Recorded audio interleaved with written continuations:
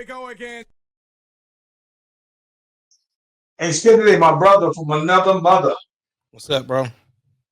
Yo, I got a quick question. What's up? Listen, I know that you are very biased when it comes to the NBA, especially seeing that you got your OKC Thunder hat on, right? Yeah.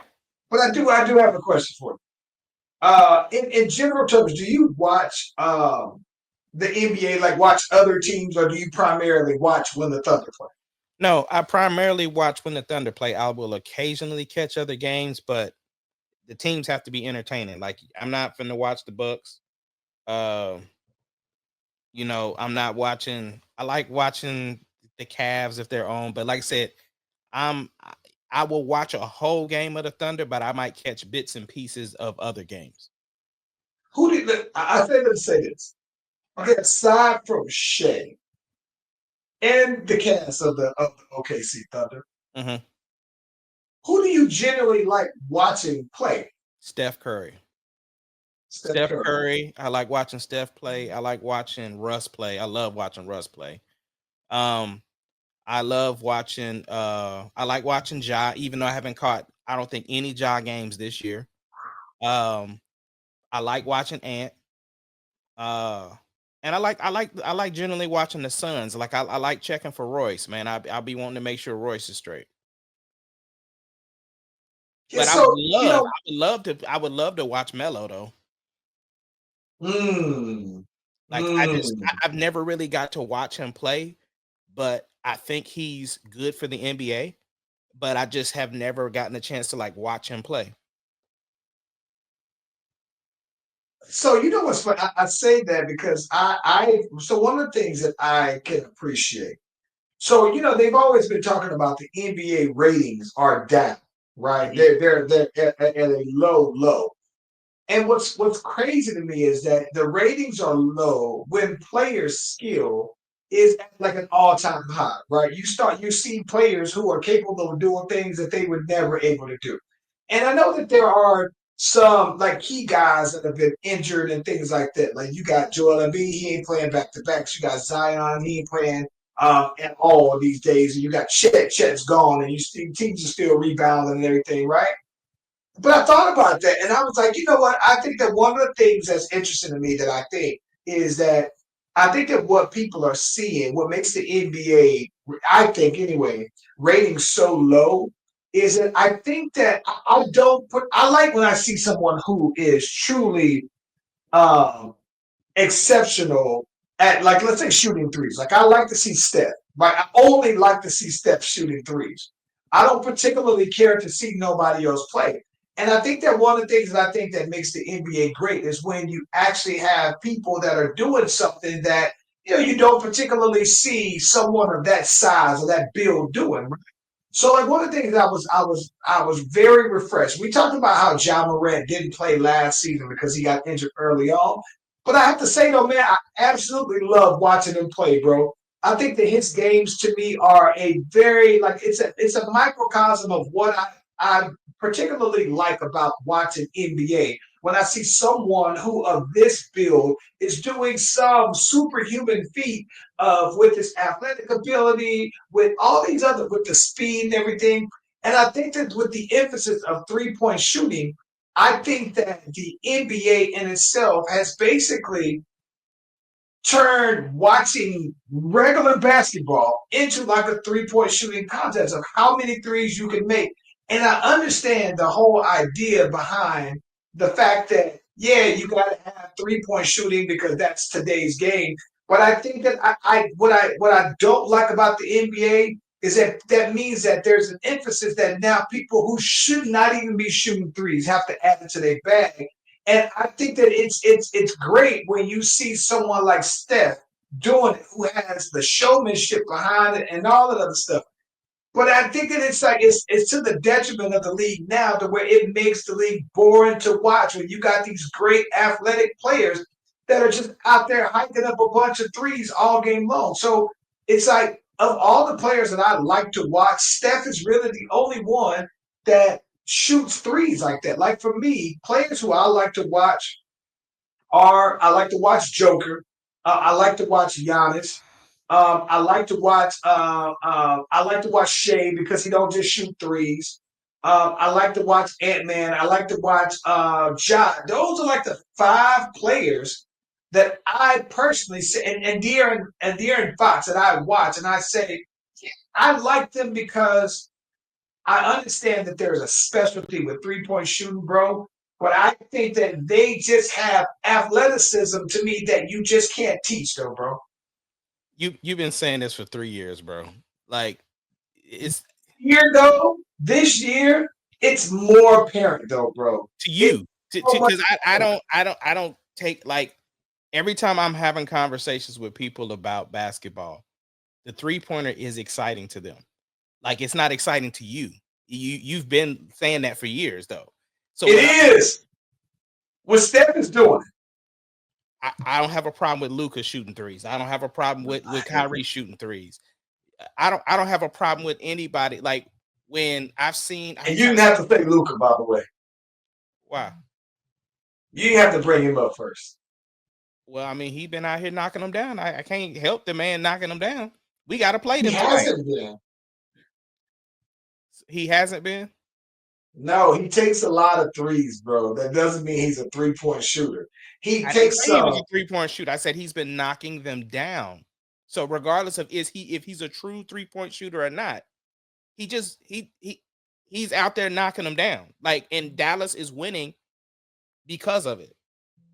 See, that's part of my issue, right? I Is get it. that there's this That's what I said. It's part of your issue. Most yeah, people I talk to when we talk about the NBA, the 3-pointer is very exciting to them. But you've been saying what you're saying, you've been saying that for years that you don't like watching 3-point contests. You've been saying that for years. yeah, I hate it. I hate it. I just think that, like I said, don't get me wrong. The people who are specialists, where they are exceptional, bro, like it's cool. But I like, yeah, I don't care to watch a 3-point contest, bro. Not during a regular season. So- what else we got before we get the music popping up? That's it, bro. Let's get it popping. I got to went into my stay off my lawn old man rant for a little while.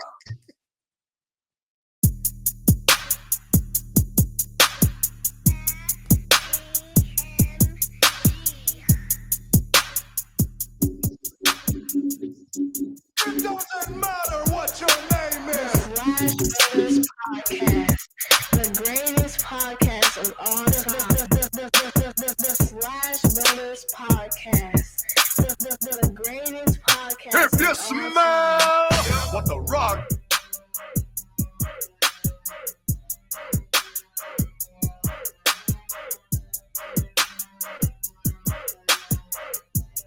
It doesn't matter what your name is.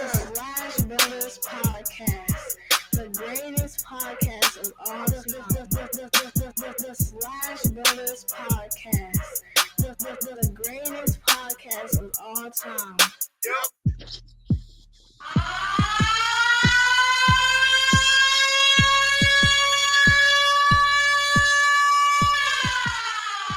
Listen, if you haven't already, be sure to like and subscribe to the Brotherz YouTube and Facebook pages. We are live on both platforms at the same time. You click on the notification, you click on the bell, you get the heads up whenever your boys are doing their thing. It's Kennedy. So And so you want to jump right on into this one? let's just jump into it. And then we got other stuff to follow up, but let's just jump into it. Talking about the boy Hove, man.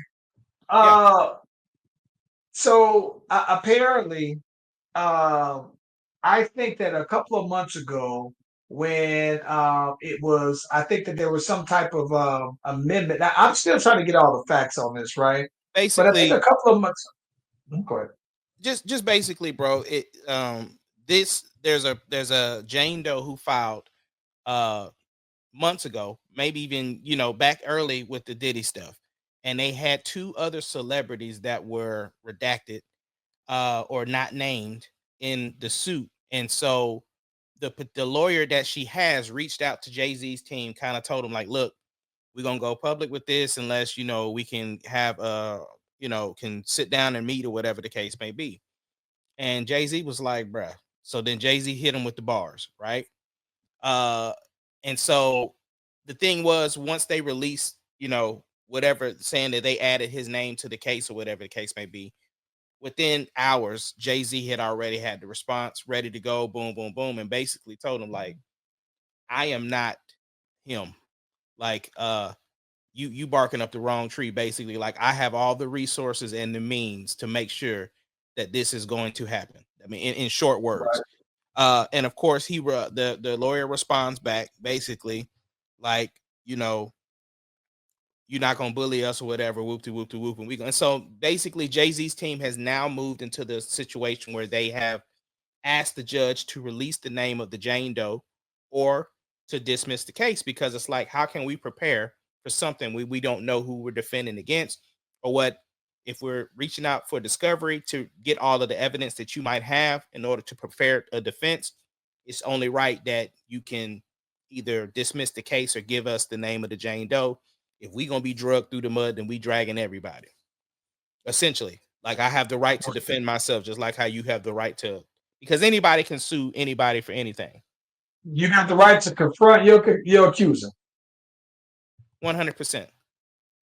And so there's apparently Jay-Z was saying that this particular lawyer is known for pulling these type of stunts where they reach out and basically say, hey, we have this and this and we're going to do this, blah blah blah blah blah.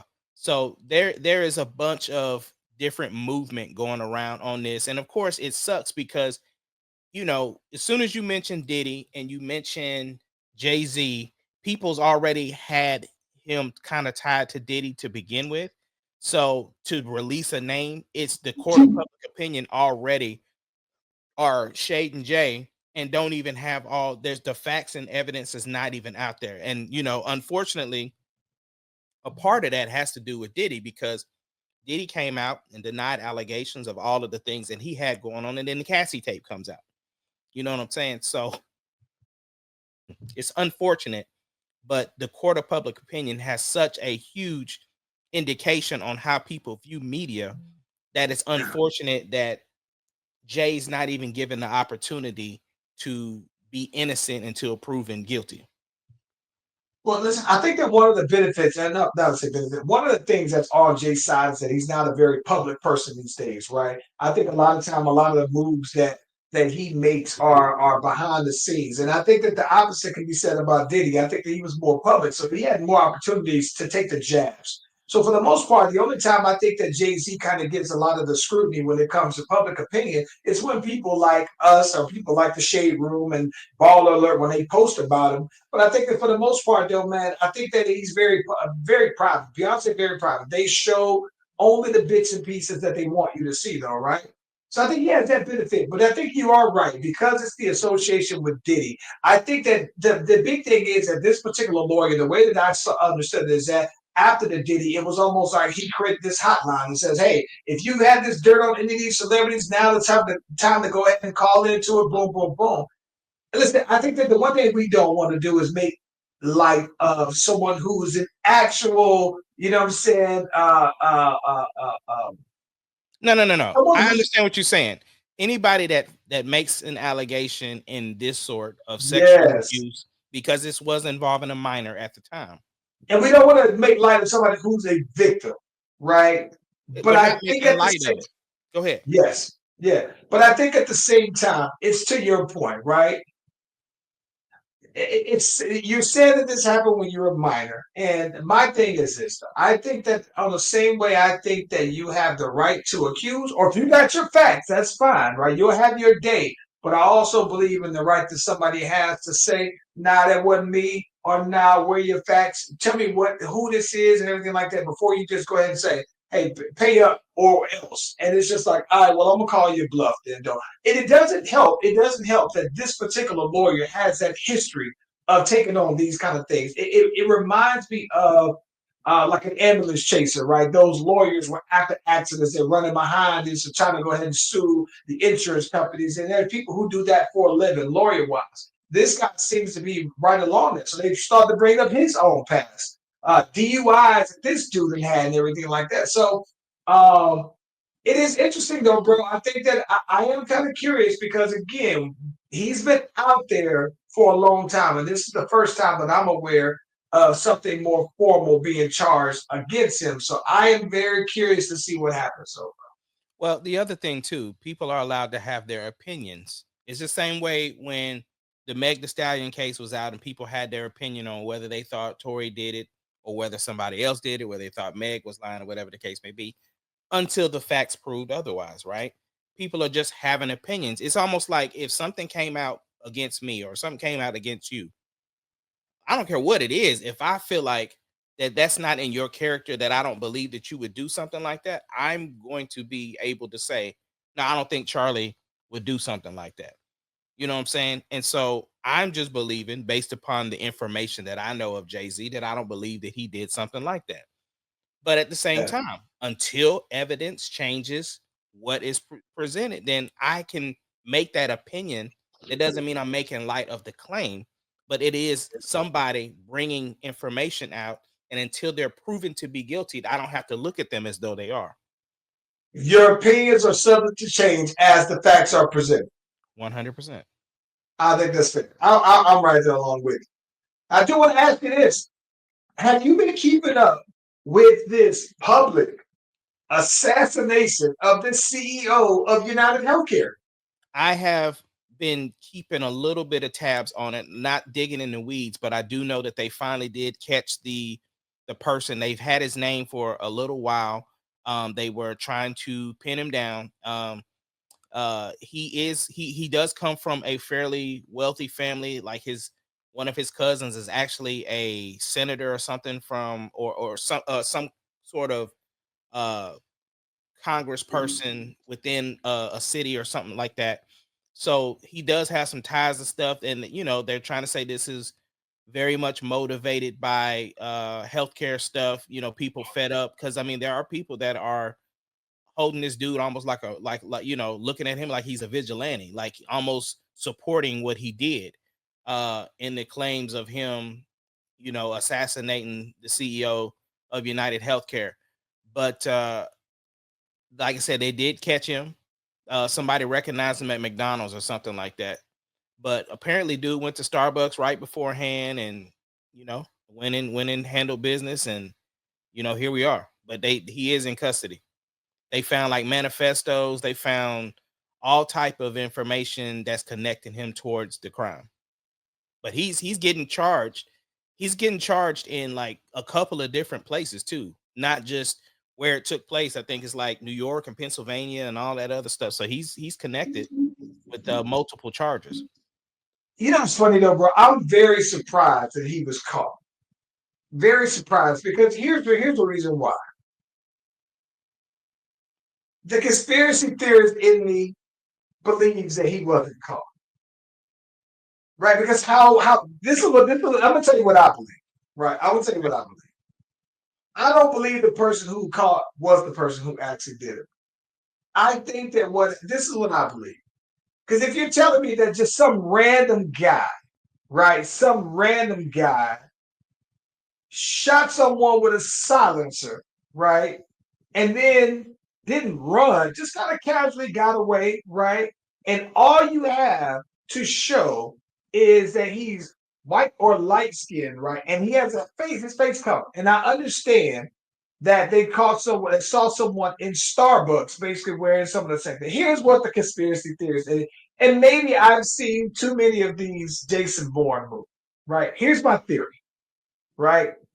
So I think, bro, that when he shot, the fact that he had the silencer and he knew that he knew when the guy was going to show up, right? It tells me that either someone who had money or who was well off, who was familiar with this guy and his updates that he was getting ready to present to the shareholders, told him his schedule. So that's how he knew that he was there, right? I also think that the fact that he had the silencer, right, means that he was well trained, right? It wasn't like it was crazy. Now, where I'm going with this is this. I saw something that said, well, people are saying that the gun that he shot got jammed, so he had to reload and pow, pow, pow, right? And I saw someone say, no, no, it wasn't that.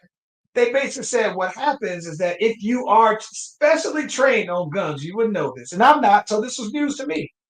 That no, this guy specifically had to have some kind of special bullets made. So even though it was shot with the silencer, these particular bullets, when you take some of the gunpowder out of the gun, out of the bullet, it basically quiets the shot even more. So that's why, even though it's a silencer, you didn't see a bunch of people just running and doing whatever. It looked fairly normal. But they said what happens is that in the process of you removing some of the gunpowder out of this to quiet the sound, it also means that it doesn't give the same kind of explosiveness in the gun, so you have to manually cock it back. It doesn't give you that the same trigger effect that you typically would have. But then it also tells me that this dude knows what he's doing. So I don't think that you go through the process of being trained. You cover your face. You wait it out. You knew this guy. You planned it. You were so very calculated, bro, and you got away from it all for you to just get caught. What I think from watching all these spy movies, Agency, by the way, is a good one, right? It makes me feel like he paid somebody to wear a similar costume so that he can get away from it. There's no way, bro. You know how random that would be if you had let's say if they had a black person. Let's say if they said, hey, they got a black person who's 6'1" and he was wearing a black shiesty mask, shot this man in cold blood. He got a fairly athletic build, and then boom, he got away from it. Now that's half the people I work out with at LA Fitness, though, bro. So I'm just sitting here saying, bro, in me, the conspiracy theorist to me says that this dude was paid by somebody with bread to do this. And that I don't think that he actually got caught. I believe that he actually in the manifesto. That's something that's always typical, bro. That's in every movie. That's textbook. So I believe, bro, that they set that up just because they want you can't have in law enforcement, you can't have somebody as a vigilante actually just getting away with these things. So I believe, bro, that the manifesto and the arrest is actually just a cover up. I just don't believe that this guy could have gotten caught if he's as skilled and calculated as what I think it would take to pull something off like this in broad daylight. Yeah, but the problem is just because you made certain plans don't mean you had a full plan, because the problem is there's cameras everywhere. So the thing was is they had images fairly recent after the shooting. So there was It's pictures paid. That was a setup.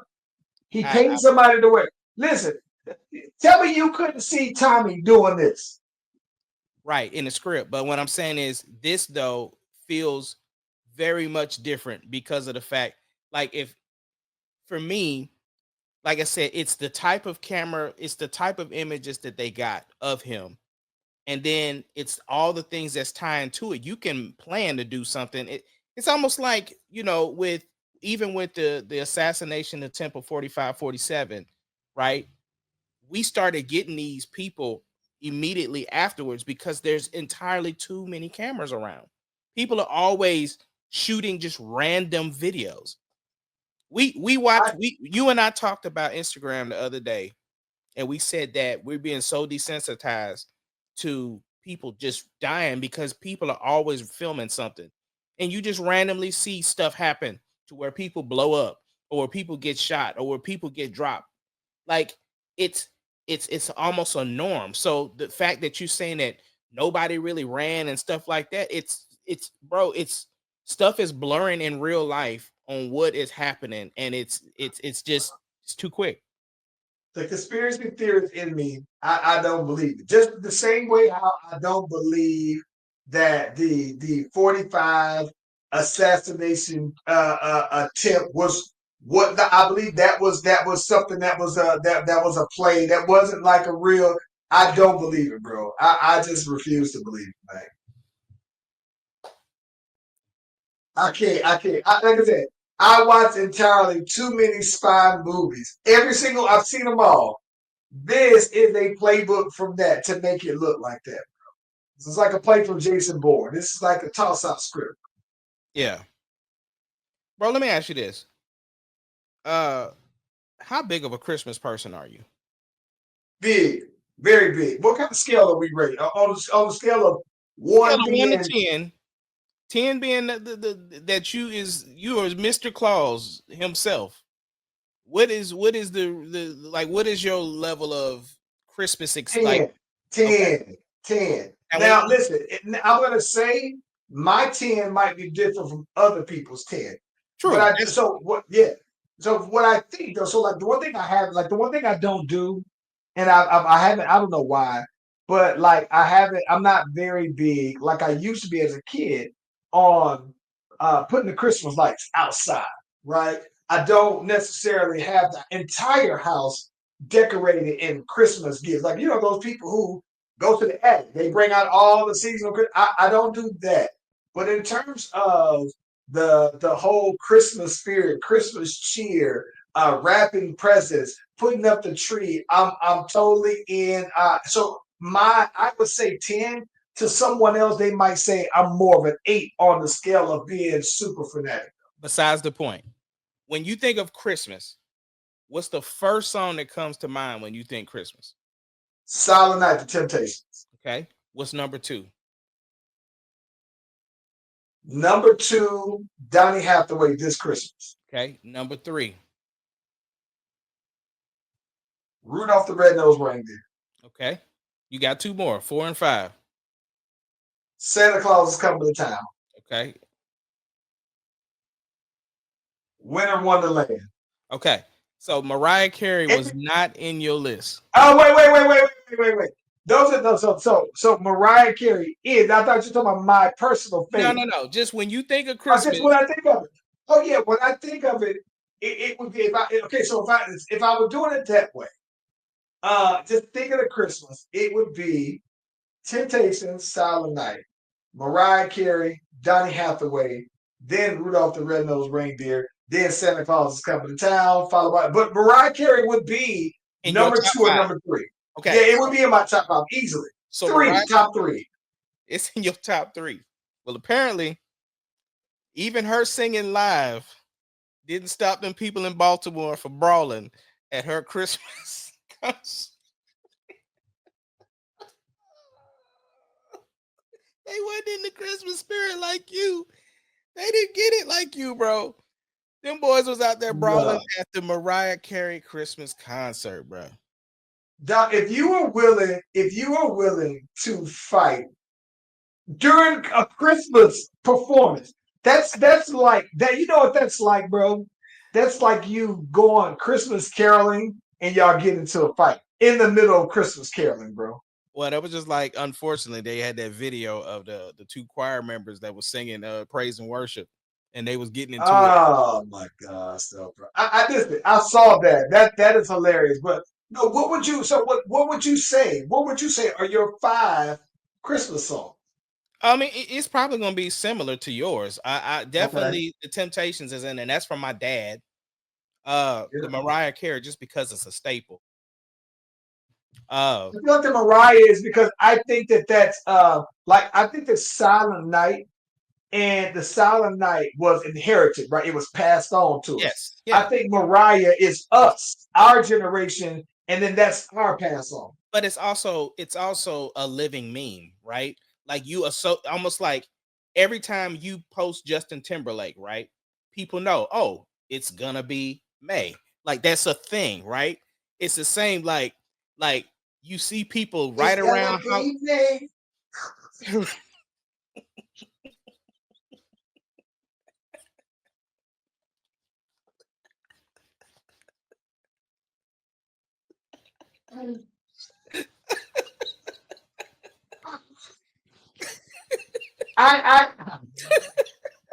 I hear people say that though, man.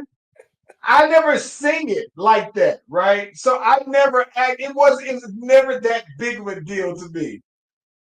But I guess I can see why it is to people, though, bro. People do it all the time. It's a big deal. Yeah. So it's the same thing. Like right around Halloween, people are like, oh, you're about to break the glass, and it's always Mariah Carey waiting to bust out for that Christmas song. So I'm there because listen, I am so like the week after the week after, maybe even the weekend, depending on where Halloween falls, right? If Halloween is on a Monday, by Saturday, the Christmas tree is up, bro. And it is skipping Thanksgiving. I want to see my tree up and lit as often as I can because I know that it's just like how soon do you put your Halloween decorations up? Do you put it up the day before? No, you put them Halloween stuff on up at least 2 weeks. So you want to enjoy it. I want to enjoy my Christmas spirit and decorations up for as long as possible. So I'm going to have mine up 2 months at least for 2 months. And see, my thing is, I'm not so much big on Christmas Day. I'm big on Christmas spirit. Like I love living within December time, like that Thanksgiving to New Year's, the day after New Year's time where people are just joyous to be around. Like everybody's Do you find yourself to be nicer to people during Christmas? I'm just nice, but No, people I are know that. I know, but Do I'm saying you go nicer? no, I don't. That's just me, but you can see other people doing that though. Yeah. Like you can really see, like you can tell when Christmas is over on how people's attitudes drop. You know what I'm saying? I agree with you. I think in general, bro. I think I'm a nice person, right? I think I'm a good person. So it doesn't take much at all for me to get into my Christmas bag. But when you see me get in my Christmas bag, I do go a little bit extra on like I think that my so this is funny because my family I think I would probably say, yeah, my family already thinks I'm extra, but I'm extra extra during Christmas though, especially in the fall time, right? The fall is my time of year because you think though, bro. So for me, it's like I got Thanksgiving. The week after Thanksgiving is my birthday. And a lot of times my whole life, I was getting those Christmas birthday presents where people shortchange you on Christmas or they shortchange you on your birthday, right? So Christmas was always a big deal to me, though, man. And so, but I think that because of that fall in that window behind around Thanksgiving, oh yeah, bro, big old, I mean, hella big old, and like if I could, bro, I literally would buy every single person that I'm good with, cool with, them and all of their families Christmas gifts. Like I would totally be on that type of time though, bro. That's the type of time I be on, bro. I be having to slow down. And like this year has been, very different just because of how things are. So it's always like, man, we gotta tone it down, gotta tone it down, gotta tone it down. Yeah. So it definitely is one of those where you just want to do so much for everybody. I will say that is bigger.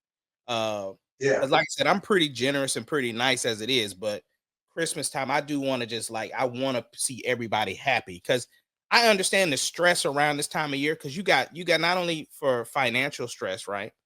But you got people who have lost loved ones who are going to be experiencing the holidays for the first time without said person. Yeah. Yeah. So I think about that stuff all the time. And so yeah, it is a different feeling when it comes to the holidays. Yeah. Yeah. Yeah. No, I'm big on Christmas, man. I think that it's funny though, bro, because I'm big on Christmas and big on Thanksgiving. I don't know if I don't know which one's one A, one B. I think that for me, Thanksgiving has always been the bigger thing because you think, right? So for us, that's usually when if we would go out of town, that was the first time. When we were in town, and let's say when we were out of high school, right? Thanksgiving might be the first big time that everybody comes back into town who's been away from school and been away from whatever. So the clubs, that Thanksgiving, that Friday, no, that Thursday, Thanksgiving night though, bro, at City Lights used to be legit. I mean, you couldn't like I'm talking about like you'd be hard pressed. I'd be hard pressed to tell you about a better time I've had in my entire life than going out on Thanksgiving night at City Lights, though, bro. It's top tier, though, bro. I think that maybe Halloween used to be that way also, but Thanksgiving night at City Lights was top tier, though. Chef's kiss, bro. Yeah. Um so It is proof, bro, that K Dot has to be one of the biggest artists in the world. You know, people know how talented he is and how very precise and the deliberate he is about the things that he says, right? So, of course, in Whacked Out, the first song on the record on his new Black album, Out Heroes. yeah, Yep. uh, we heard the stuff about Wayne, we heard the stuff about Snoop, we heard the stuff about Nas. Uh, he specifically called names, right? But then he Yep. had a line that says, and I'm paraphrasing, we need to stop these white comedians from talking about these black women. That's law, right? Yep. And two of my boys that I listen to, and I'm thinking like, I can see why they would jump out the window because they have said stuff about black women, but at the same time, that didn't say no names, right? You know what I'm saying? So we feed into it. Andrew Schultz jumped out there. A hit dog will holler. A hit dog will holler. But I also see, but see, here's the thing. For one, I watch Andrew Schultz on a very consistent basis, right? And so it's almost like when we talked about Kill Tony, right? When I was not shooting him bail, but understanding like, no, the man's doing what he always does. We're just new to it, right? Schultz is another person who he's a comedian. He makes jokes. He's very sarcastic about stuff. So while he was addressing that, again, he never said Schultz's name. But if you're Schultz as a business person, why would I not throw my name out there? Because you didn't say my name, right? Now people are watching Schultz, watching Schultz, watching Schultz. Schultz, I've watched him be from one of those dudes who were just like making things happen to now he's selling out arenas, like doing I ain't gonna say Kevin Hart numbers, but I'm saying he's sold out the Barclays. You know what I'm saying? As a comedian, when you got people that are still doing theaters and comedy stores and stuff like that. So the fact that he's reached that sort of stature to where he's selling out arenas, Schultz is doing his thing.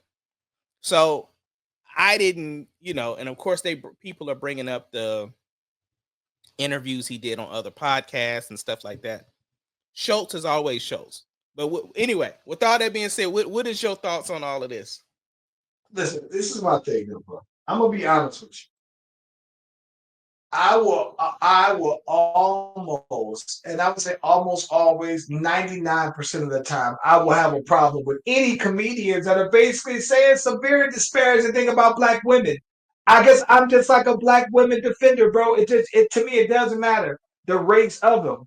But I especially can see why.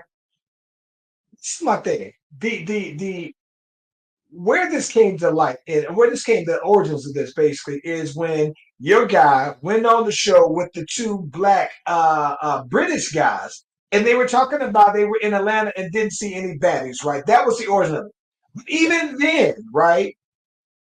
So there's this diaspora war between black. You should see this, bro.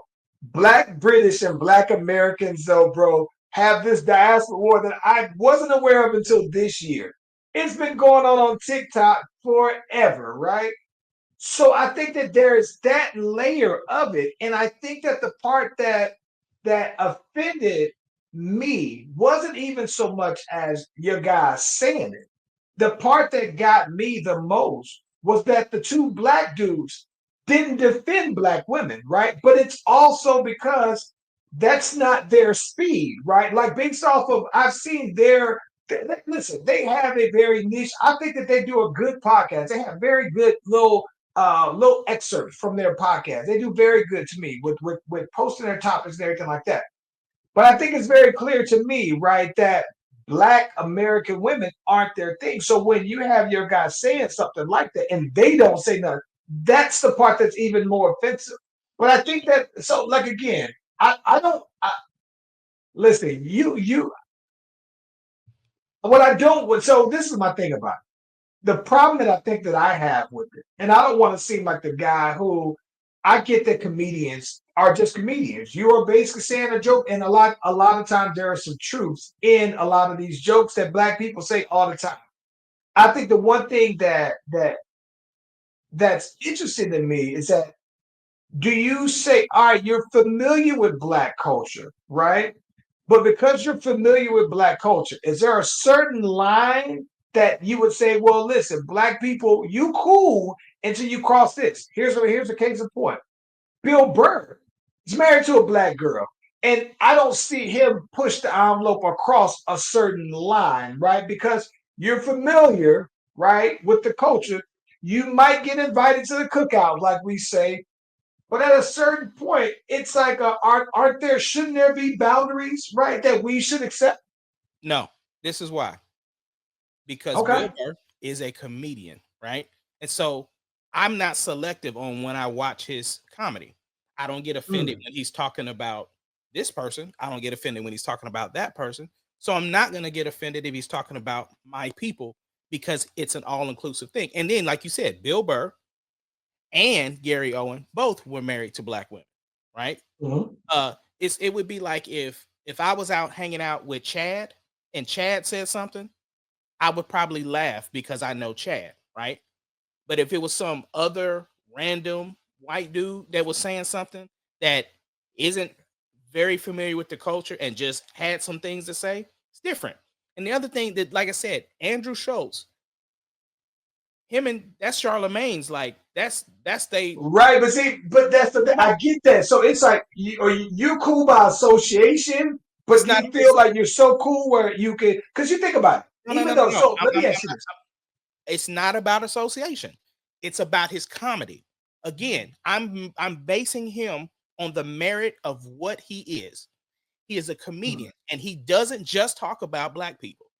Schultz goes, when I say Schultz travels, he goes overseas. If you watch any, you can pull up all the clips of Schultz. Schultz is talking about everybody. It ain't just one person. He made some very low hanging fruit, stereotypical stuff about black people, and it was light because again, I watch him on a regular basis. I know his character. I've seen his comedy. I've watched all his specials, and I know that he's not focused on one particular race whatsoever. He is all encompassing. So for What me, I don't believe, what I I don't believe he's racist by saying the things about black people. But I can also see like this. I'm on the tail end of it because what's a good joke about race if someone isn't offended? On some level, right? Somebody is. If no one's offended, then most likely it's not a good joke. Charles, let me ask you this though. We know that people like clickbait and headlines, right? A lot of people listen to stuff or hear sound bites of stuff, but they don't have the full context of what the person has said around it. So what I'm Sure. saying is people probably didn't even watch that whole podcast. They only watched that Yeah. one part. It's the same thing when it comes to jokes and comedians, which is why comedians don't really like for you to record while you're at a comedy show because you post something that's only a microcosm of what the actual joke is, and you miss the Yeah. context, and so it's then taken out of context, and that's not fair because you didn't. It's almost like if somebody just took a piece of your rap and only got this part out of the rap, but not listen to what the whole concept of the song was. That's not fairly representing what your art was at that particular thing. Like I said, the difference with me is because I'm very familiar with Andrew Schultz because I've watched him. Sure. And so my thing was, I know that Schultz, just as much as he put his own name out there, it's just as much as a marketing ploy as it is him also feeling somewhat the way that he felt about it. Because I mean, like I said, I watch Flagrant a lot, and I watch Brilliant Idiots a lot. I'm very familiar with Schultz, and he it's so far from me even like rolling my eyes almost because it's like, bro, this dude talk about everybody, everybody. Don't get me wrong. Like I said, I'm not even the origins of Kendrick saying that part. The conversation is. I think if anything, I was more so disappointed that the brothers, the not gonna say brothers, that the two black dudes didn't say anything. Like, yeah, like that's my thing. I don't think I would have either though, because what I'm saying, if we interviewed Schultz and he was saying that, the reason why I wouldn't have said nothing because I know what his comedy is, right? I think it's the same way with them. They know who Schultz was. And I would have to put this. It felt like there was a put this, okay. I felt like there was a certain level of his truth in that. Right. Not that it was you could tell it was a joke. You could tell that it was humorous, but at the same time, like so for me, I felt that on certain levels. So I like the truth in this. For one, they were talking about Atlanta. I'm always going to have some level of my ears perked up on that, right? Black women, it's going to perk up for me on that. So two black dudes not dependent. So to me, that's what I'm saying, though, bro. Like it's always going to be some extra level for me, not sensitivity. It's like it's going to make me. Like, let me question this a little bit. I would love for you to check out Schultz's last special. I just want you to see him, and then tell me what you think. Because, like I said, he's equal opportunity. Everybody can get it. Everybody. So that's why I was like, that was so light to me. Like it wasn't even like it wasn't even a radar thing. Even when I heard the controversy about it, it was just like, okay. I think the biggest part for me, and I'll let you go. The biggest part for me is just that how powerful this Kendrick. He mentioned names everywhere else. He ain't even mentioned nobody's name. And look where we at. Listen, I'm gonna tell you what's also that I think is even more of a strategic thing, though, right? That I said, God dang. So you remember on Euphoria, he was like, teaching my kids to pray. You don't know nothing about that. See what I'm saying? But you don't know nothing about that. Dog, this man is having a concert in Toronto, right? On his tour on Father's Day. Father's Day concert in Toronto is like, listen, when you're talking about playing the long game and you talk about chess versus checkers, and you basically have been calling this man out about about fatherhood, and you say no on Father's Day, I'm going to be in Toronto. Now you know what would even top that even more if he's on stage and he has his kids on stage and his girl on stage. Like that would be next level, though, bro. Next level, but to be thinking that far out, next level, next level. I said it's genius, though, bro. We got a couple of things to get into, bro, and we've been talking today. Yo, we lost the SEC championship game. First, let's get your thoughts on that, and then we'll move into the next part of that. What was your thoughts? I'm not gonna lie. I was pissed, and here's what I think. What I'm pissed off about is I don't think Georgia's better than us. They beat us both times. I don't think they're better. Here's what I do believe, though. And I had to be honest with myself. Because I like Ewers so much, this is hard for me to say. I honestly believe that Ewers can't beat Georgia. I think that Manning would have beat Georgia. And that's just and I don't have any factual things to prove that. It's not. I think that what makes Georgia beat Texas is Ewers, bro. Okay, so let me ask you this. I honestly just believe, even all the other stuff that happened in the game and everything, right? Nah. I ain't gonna let you just say that and not. So answer this question. Answer this question. So, Quintravion Wiseman, right? Just had two of the biggest running games ever, right? So when he played against Georgia, he couldn't run. That's Ewers' fault. When you say he couldn't run, yeah, like what was his numbers? What was his numbers in the Georgia game? In both Georgia games? I'm gonna tell you no. So I'm gonna tell you this. I'm gonna tell you why it makes a difference. Because where I think it would have made a difference is that then I think if you at least had the threat of consistency in passing, you would be able to do the opposite. Usually people use the run game to open up the passing game, right? You do some play action. Right. I So just think that to me, you were able to. This is my thing. I think that because this is the thing. Yes, I believe because Ewers wasn't throwing it that well. I think that it did the opposite. It was a reverse no, Uno card. no, no, I do. I no, honestly no, believe no, that it. no. I ain't fin. No, no, Yes, I no. do. Yes, No. I do. That's I see how you see how you just did that. I'm glad you said that because you yes. fell right into my trap. That's exactly what I'm talking about. You just literally said to open up the pass game, the run game has to be effective. But then you No, gonna usually, no, usually. no. Usually because that's the way Texas plays. Every single game, the reason why we've been so effective because our run game has been great, and then it opened up the pass. Exactly Right. what you said. So how is it now that because we played Georgia, now in order for us to have a great running game, we need to have a great passing game first? Different personnel. Different personnel. And listen, don't get me wrong. I'm not saying they were solely him. I'm saying that I don't like the lack of adjustments, but I also think that I don't like I think that I don't like the I don't like the lack of adjustments and the lack of execution.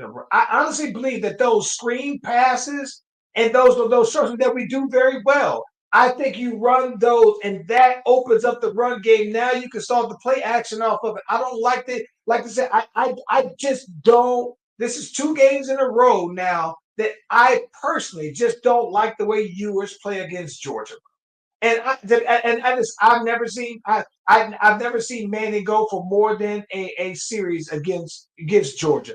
But I'm inclined to believe, bro, that Ewers just wouldn't beat Georgia. If we played them 4 times in a row, I don't think that they're better, Dennis. I just think that Ewers can't beat Georgia, bro.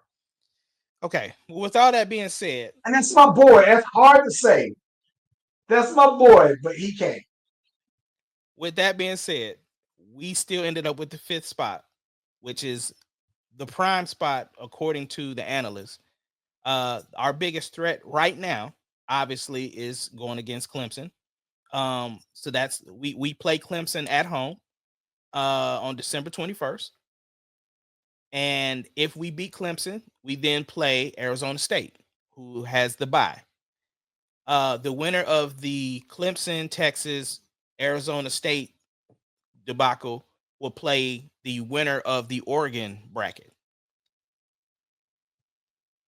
Oregon has either play Tennessee or Ohio State. And then in Georgia's bracket, this what Georgia and BYU, I think, or Boise State. Was it Yeah, Georgia Boise Boise State? State. Okay. So all that to say, it's a great setup because here's the thing: if whoever comes out of that top bracket, I believe could win it all. What I'm saying is, if Texas comes out of the top bracket, we should be able to win it all. If Oregon comes out of that top bracket, they should be able to win it all. Okay. But Oregon looks beatable. They almost lost to Penn State. All right, hold on. I'm looking at this. Yeah, I got the bracket right here. So you got Texas versus Clemson, and then, like I said, they'll play Arizona State, and then that goes to the semifinals, and then it's Tennessee, Ohio State, then Oregon, and then they play out of that. Pull up the bracket here. My stuff running slow over here. Okay, I got you. I got you. Boom, boom, boom. Okay, zoom in a little bit. Boom. Okay, listen, bro. I'm gonna keep it a stat. If Texas don't win, it's Oregon, Georgia in the championship. You think so? People got Notre Dame beating Georgia. No, no. And listen, not just that. I fully expect that Georgia will beat Notre Dame by at least 3 touchdowns. It's not. I saw Notre Dame play. Okay, let me ask you this: does it matter if what's his name don't play for Georgia? It don't matter. Huh? Notre Dame's not good. Listen, Listen, No. I'm just saying Georgia, how they play. Does it matter if they got their starting quarterback back or not? no. And listen. Here, Mark, listen. I'm gonna go on record and saying it, and we can revisit this next week. It wouldn't surprise me if Indiana beats Notre Dame by 2 touchdowns. Okay. I've seen Indiana play, and I've been more impressed by Indiana than Notre Dame. I saw Notre Dame lose to Northern Illinois, and it looked bad. It was a bad loss. Okay. Well, And the boys is barely D1. let's So walk look, this. I think here's what's going. This is why I think it's going to make it even easier for them, right? So what I believe is going to happen is this: I think Indiana Mhm. is going to beat Notre Dame. Okay. I So you think got- that Indiana's going to play Georgia, Mhm. and I think that they'll get washed by Georgia the same way they got beat bad by Ohio State. Okay. And then Georgia's going to go ahead and move on. And here's what I think is going to happen. Go to I the got a SMU. feeling. Okay, so I got a feeling that SMU is going to beat Penn State because I've never been big on Penn State. Let's say we got that I one. We think got that that one reversed. I think Penn State got it. yeah, Go ahead.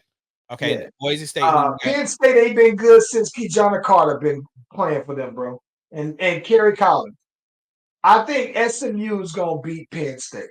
And I think that SMU is gonna go on to lose to Boise State, and it's gonna be Georgia and Boise State. And I just think that overall Georgia just has too many better players, and I think that they'll beat Boise State by like at least 2 touchdowns.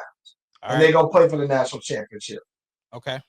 I think that Texas will beat Clemson. Mhm. And listen, I think that Texas will beat Clemson and Texas will beat Arizona Yes. State. And listen, if we beat Oregon, then that means that Texas is going to play against Georgia again in the national championship based on my path.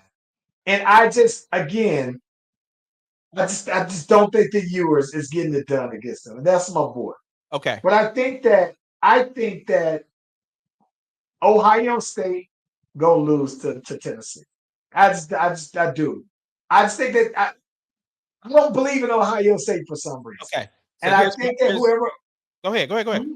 Who you? I think that whoever plays against them, so I think that Tennessee will move on to beat Oregon. And the reason for that is I just think that Ohio State, they play in the Big Ten, and I just don't think that they have the quality players that Tennessee has in the SEC. So I think that Tennessee will go to Oregon, and I think that Oregon will beat Tennessee, and then Oregon will go ahead. And if we play against Texas and Oregon, I can see us winning. I can see us losing that game. But if Texas loses, it's an easy path to me for Oregon. So I have Texas beating Clemson, Texas beating Arizona State. I have Tennessee losing to Ohio State, and I have Ohio State beating Oregon. So now Oregon so already beat Ohio State. but was it close though? It was close. Okay, so that's what I'm saying. I think really going off of the whole, it's hard to beat a team twice. Obviously, we know Texas just lost. I really do think Ohio State will beat Oregon this time because of how beatable they looked when they almost lost to Penn State. Okay, so Ohio State and Texas, that one that's iffy. It just depends on how we play. I think we can do. Viewers will want that one because he came from Ohio State. So I'm giving Texas the nod. So Texas is going. Okay, so I got Penn State beating SMU. I'm gonna be honest. I've never seen Boise State play, so I don't know what they look like. But just given, man, because that's tough. I'm still giving Their Penn running State, back is cold. Their running back is cold. okay, but I'm still putting Penn State over Boise State. So I got Penn State, and then I'm gonna give it to Georgia because if I feel like, nah, you know what? Let me see, because I've never seen Notre Dame play. All You ain't right, missing nothing, bro. I'm And gonna I'm mad because they got the black coach, and I root for him to do well, bro. But you ain't missing nothing, man. okay. So this is who I have in the national championship, and I know, yeah, I have Texas versus Penn State in the national championship. That's my national championship game. Now, I will say, if Texas and Georgia do make it back to the national championship game, which would be epic, I think Texas will win that one. Listen, I'm gonna be honest with you. I'm gonna keep it a stack with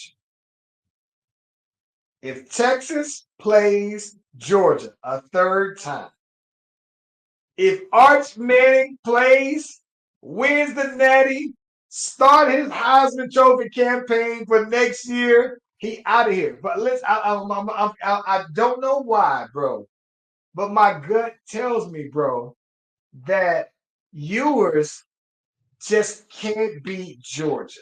It's their personnel, it's their play call. It's something to me that just tells me that I've seen it now, and I just think that maybe the third time is a charm. But I would just like our odds against Georgia specifically better with Arch Manning, bro. Okay.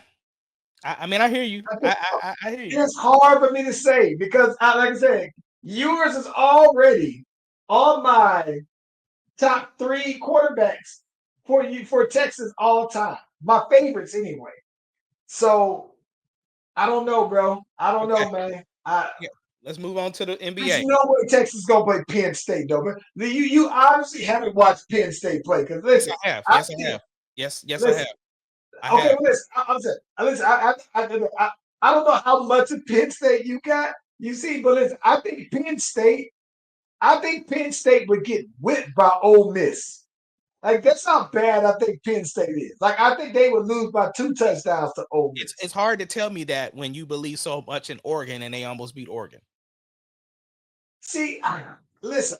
You see, if you're basing it off of them almost beat Oregon, but I think that what you haven't seen is how bad they lost to Ohio State, how bad they lost their other. Like I said, when I'm looking at them play, even their wins just aren't that impressive to me, though, bro. I mean, I understand what you're saying. I'm just telling you what my bracket looks like.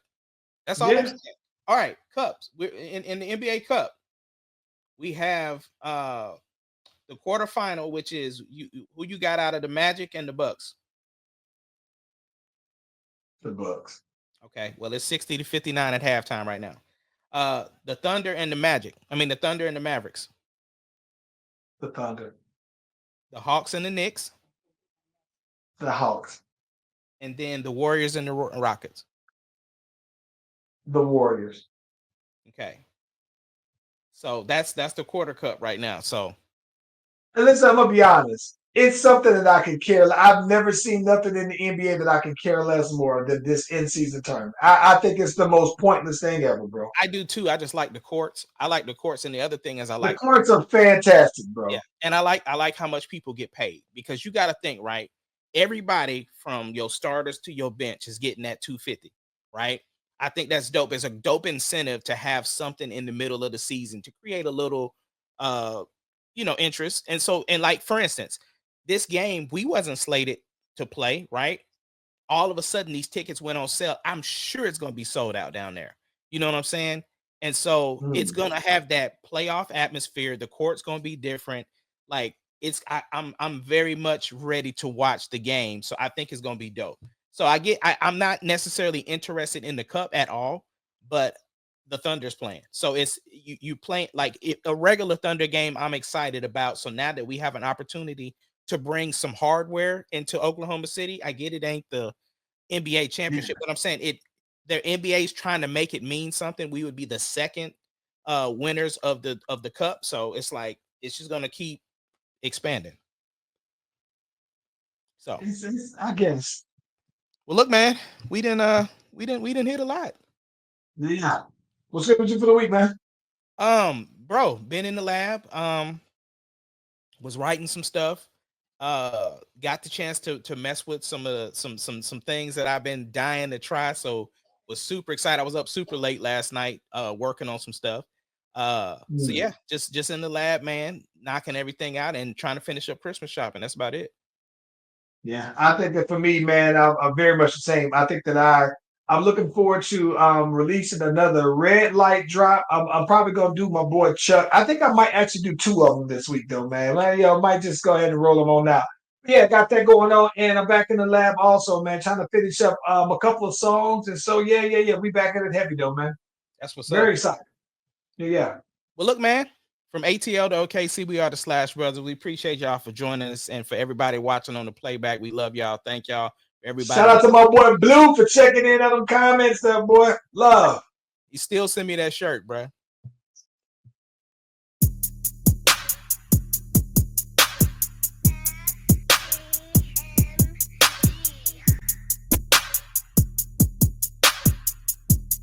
It doesn't matter what your name is. Slash Brothers Podcast, the greatest podcast of all time. The Slash Brothers Podcast, the greatest podcast. Can you of dig all it, time. sucker?